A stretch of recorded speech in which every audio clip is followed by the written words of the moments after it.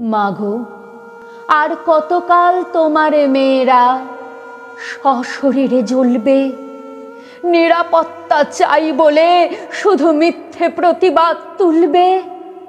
কোন সে মায়ের ছেলে ছিল সে, যে চুষে খেয়েছে রক্ত, নখে দাঁতে ছিঁড়ে ফুঁড়ে খেয়ে পুড়িয়ে মেরেছে জ্যান্ত?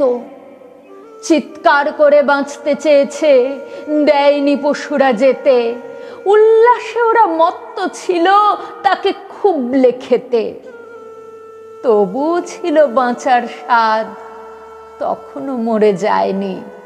হায়নারা সব আগুন ধরালো, মাগো বাঁচতে তাকে দেয়নি।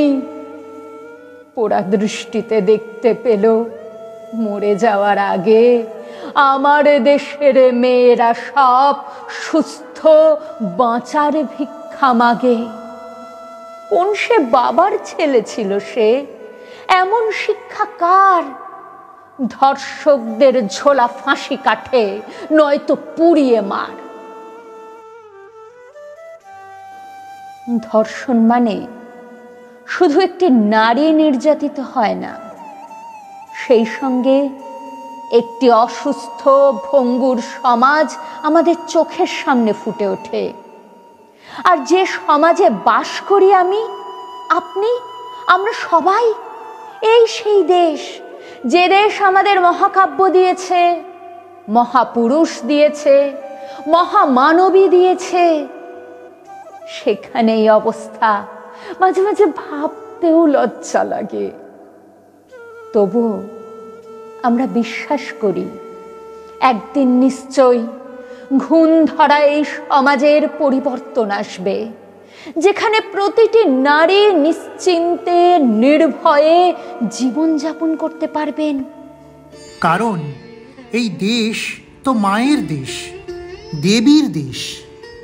সুতরাং দেশের সেই ঋতগৌরব ফেরাতে এবার মা আসবেন অভয়া রূপে, আমাদের চারপাশে সমস্ত নারীদের অভয় প্রদান করতে।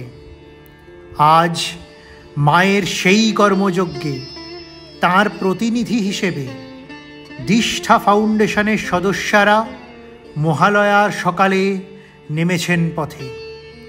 শহরের বিভিন্ন প্রান্তে ঘুরে তারা তুলে দিয়েছেন গৃহহীন নারীদের হাতে শাড়ি।